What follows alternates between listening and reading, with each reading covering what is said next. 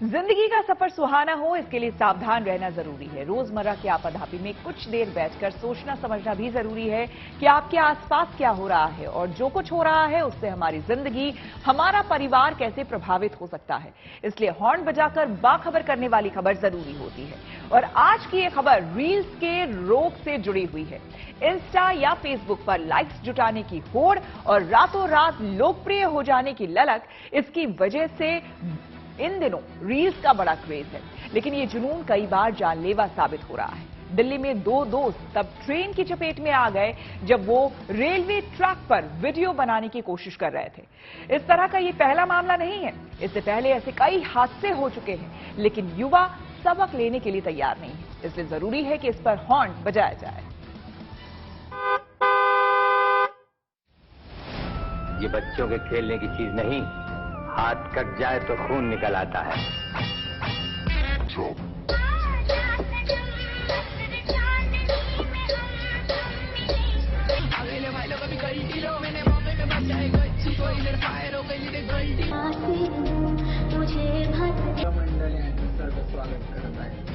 मेरी आंखें बदल के चक्कर में कुछ भी ना सुनती है।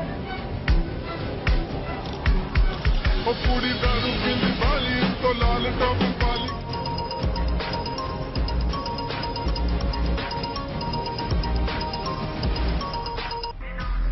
मेरी आंखें बदल के चक्कर। कोई सड़क पर डांस कर रहा है तो कोई गाड़ी पर हीरोपंती कर रहा है।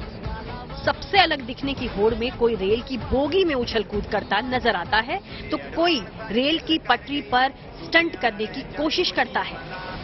मकसद सभी का एक है, इंस्टा या फेसबुक के लिए सबसे धाकड़ रील बनाना, ताकि पलक झपकते ही वीडियो हिट हो जाए, बेशुमार लाइक्स मिले, बेहिसाब फॉलोअर्स बने और बंदा सोशल मीडिया पर छा जाए।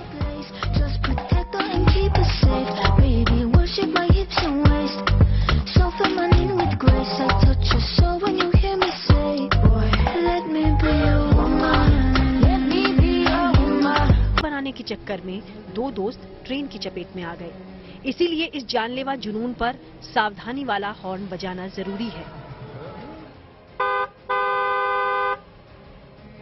पहले आपको बताते हैं कि दिल्ली में ये हादसा कैसे हुआ। दिल्ली के कांति नगर इलाके के रहने वाले दो दोस्त रेलवे ट्रैक पर रील बनाने पहुंचे। 23 साल का वंश और 20 साल का मोनू अक्सर रील बनाकर सोशल मीडिया पर डालते रहते थे। रेलवे ट्रैक पर दोनों ने आती हुई एक ट्रेन के आगे वीडियो बनाया, लेकिन इसी दौरान एक ट्रेन की चपेट में आ गया और उसे बचाने के चक्कर में दूसरे की भी जान चली गई। पुलिस को ट्रैक के पास दोनों के मोबाइल फोन मिले, जिसमें रेलवे ट्रैक पर बनाया गया वीडियो नजर आया। रील के चक्कर में रेलवे ट्रैक पर ऐसा हादसा पहली बार नहीं हुआ। कुछ दिन पहले गाजियाबाद में महिला समेत 3 लोग ट्रेन की चपेट में आ गए थे। ट्रेन के आसपास रील या वीडियो बनाने की कोशिश में अनगिनत हादसे हो चुके हैं। फिर भी युवा लड़के लड़कियां सबक लेने के लिए जैसे तैयार ही नहीं। रील्स बनाने की ऐसी सनक देखते हुए प्रशासन सतर्क है। सड़क पर रील्स बनाने वालों को पकड़ा जाता है, उन पर जुर्माना भी लगाया जाता है।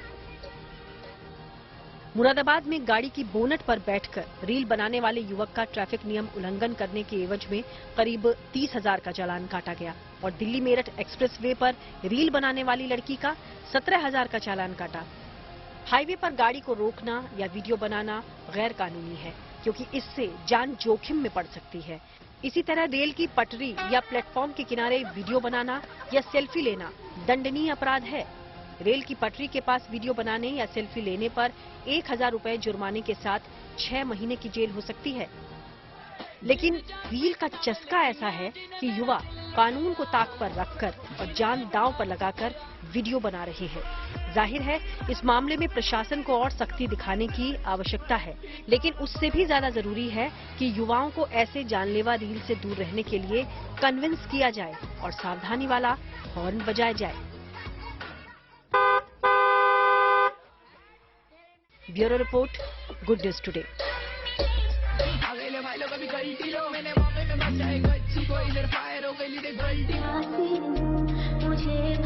मंडळ यांचं स्वागत करत आहे।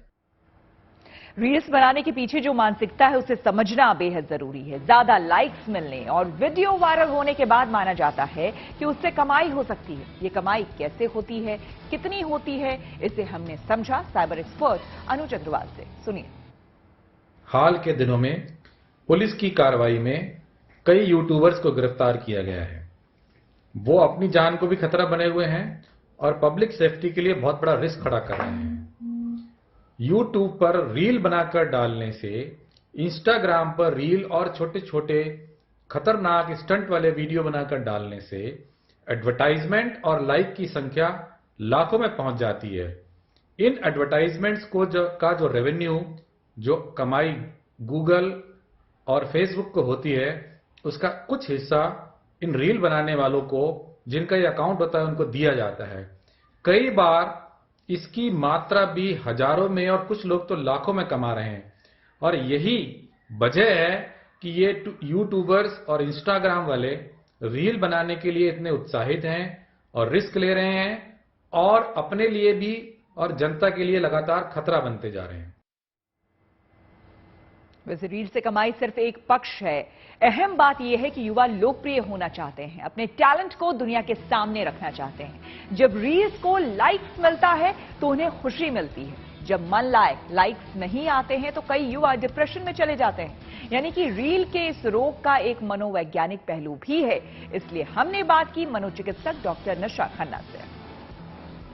सोशल मीडिया में रील्स का ट्रेंड कोविड के समय से बहुत ज्यादा हाईलाइट हुआ है। Specially TikTok was the particular place, और जहां पर यंगस्टर जो हैं, जैसे हम मानते हैं कि यंगस्टर का जो ब्रेन है वो बहुत अच्छे से डेवलप नहीं हो पाता है यंग एज में, तो एक स्ट्रॉन्ग सेंस ऑफ, जिसे बोलते हैं बिलोंगिंगनेस, उसकी नीड की वजह से उन्हें अप्रूवल चाहिए होता है दूसरों का, कि हम जो कर रहे हैं वो सही है, या वो अपने आप को अच्छा दिखाना चाहते हैं। तो इस वजह से वो ऐसी सिचुएशंस में खुद को डालते हैं और ऐसी रील्स बनाते हैं।